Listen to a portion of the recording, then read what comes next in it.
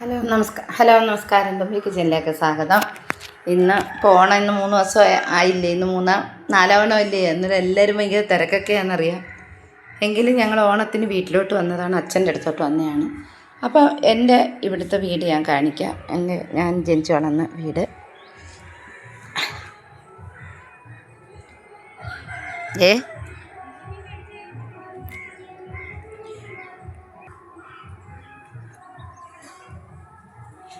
ഇതാണ് ഞങ്ങളുടെ വീട്.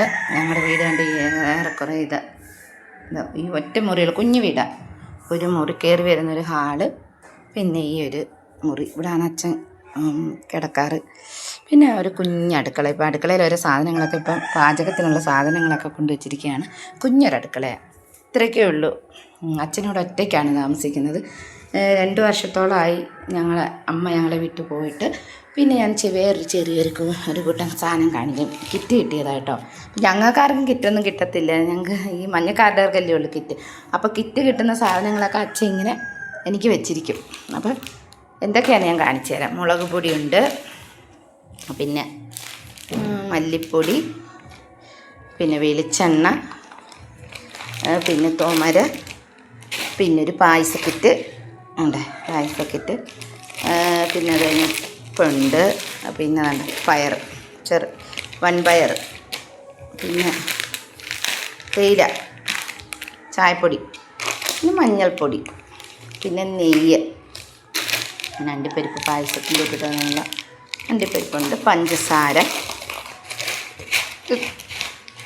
തുമര, എൻ്റെ തുമര ഇത് ചെറുപയറാന്ന് തോന്നുന്നു, ചെറുപയറിൻ്റെ പരിപ്പ് വെക്കാനുള്ള, പിന്നെ ഒരു സാമ്പാർ പൊടി. ഇത്രയാണ് കിറ്റ് കിട്ടിയത് കേട്ടോ. അപ്പോൾ ഇത്ര തൊട്ട് സാധനങ്ങളാണ്. 2, 3, 4, 5, 6, 7, 8, 9, 10, 11, 12, 14 കൂട്ട സാധനങ്ങൾ.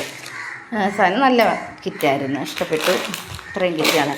ഇതൊന്നും അച്ഛനെടുക്കത്തില്ല. അച്ഛൻ ഇവിടെ വെച്ചിരുന്ന് ഇങ്ങനെ ഇരുന്ന് പന്നലാവും.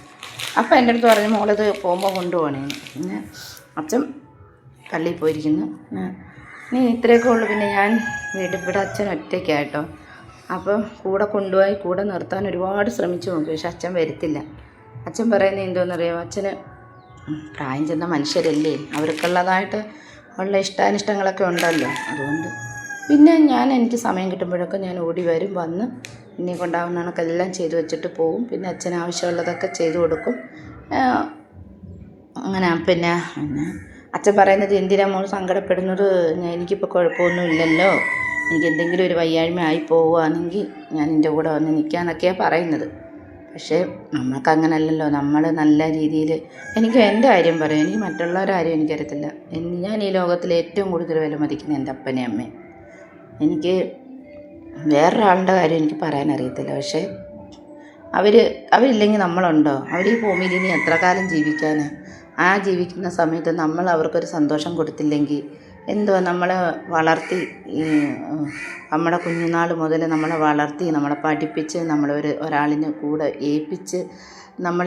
ഏൽപ്പിച്ച് കഴിഞ്ഞിട്ട് നമുക്ക് എന്ത് ഭാരങ്ങൾ, വിഷമങ്ങൾ, സാമ്പത്തികമായിട്ടായാലും അല്ലാതുള്ള എന്ത് വിഷമങ്ങളായാലും നമ്മുടെ കൂടെ ഇപ്പോഴും ഒരു കുഞ്ഞുങ്ങളെ പോലെ എനിക്ക് 44 വയസ്സോളം ഉണ്ട്. പക്ഷെ എൻ്റെ അച്ഛൻ ഇപ്പോഴും ഞാനൊരു പൊടിക്കുഞ്ഞിൻ്റെ കൂട്ടാണ് എൻ്റെ അടുത്ത് ഞാനല്ല കൊച്ചിൻ്റെ കൂട്ടാണ് അച്ഛന്. പുറത്ത് പോകേണ്ടി വരുമ്പോൾ എൻ്റെ മോക്കൊരു പൊതി മേടിച്ചുകൊണ്ട് വരും, എനിക്കൊരു പൊതി മേടിച്ചുകൊണ്ട്, അങ്ങനെയുള്ള അച്ഛനെയൊക്കെ സത്യം ഇതുപോണക്കൊരു അച്ഛനെയും അമ്മയും ആർക്കെങ്കിലും കിട്ടിയിട്ടുണ്ടോ എന്ന് എനിക്കറിയില്ല. ഞാൻ എൻ്റെ അപ്പൻ്റെ അമ്മയുടെയും കാര്യം പറയുന്നത്, എല്ലാവരുടെയും അല്ല പറയുന്നത്. പക്ഷെ എൻ്റെ അപ്പനും അമ്മയും എനിക്ക് ജീവൻ. എൻ്റെ ഭർത്താവിനെയും എൻ്റെ മോളേക്കാളും ഞാൻ അധികമായി സ്നേഹിക്കുന്നവരെന്നാ ചോദിക്കാം. മോളും ഭർത്താവും വിലപ്പെട്ടതല്ലേ, അവരും എനിക്ക് വിലപ്പെട്ടതാണ്, അവരെൻ്റെ ജീവനാണ്. പക്ഷേ എൻ്റെ അപ്പനും അമ്മയും കഴിഞ്ഞിട്ടേ ഉള്ളൂ എനിക്ക് എന്തും. എൻ്റെ അപ്പനും അമ്മയും മനസ്സ് വേദനിക്കുന്ന ഒരു കാര്യം എനിക്ക്, എന്നാൽ അവരെ നമ്മൾ സങ്കടപ്പെടുത്താറില്ലയോ? ഞാൻ പലവട്ടം മനസ്സിൽ ചിന്തിച്ചിട്ടുണ്ട്, സങ്കടപ്പെടുത്തിയിട്ടുണ്ട് ഞാൻ. കാരണം എൻ്റെ അപ്പനും അമ്മയ്ക്ക് എന്തെങ്കിലും വിഷമം ഉണ്ടായിട്ടുണ്ടോ എന്നൊക്കെ ഞാൻ പലപ്പോഴും ചിന്തിച്ചിട്ടുണ്ട്. എങ്കിലും എൻ്റെ അമ്മയെ ഭയങ്കര ഇതായിരുന്നു അമ്മയെ 2 വർഷമായി ഞങ്ങളെ വിട്ടു പോയിട്ട്. അമ്മയ്ക്ക് വേണ്ടി ഞങ്ങൾ ഒരുപാട് ശ്രമിച്ച്, ഒരിക്കലും അമ്മ ഞങ്ങൾ വിട്ടു പോകരുതെന്ന് വേണ്ടി ഞങ്ങൾ ഒരുപാട് ഞാൻ ശ്രമിച്ചു. ഒരുപാട് ഇടങ്ങളും ഒക്കെ വാങ്ങിച്ച് ഞാൻ അമ്മയ്ക്ക് വേണ്ടി ചികിത്സിച്ചു. പക്ഷെ അതുപോലൊക്കെ തന്നെ എൻ്റെ അമ്മ പോകുന്ന അച്ഛനും അമ്മയും പോകുന്ന ആലയത്തിൽ ആ പാസ്റ്ററും ആ പള്ളി വരുന്ന എല്ലാ ആൾക്കാരും ഞങ്ങളെ സഹായിച്ചു.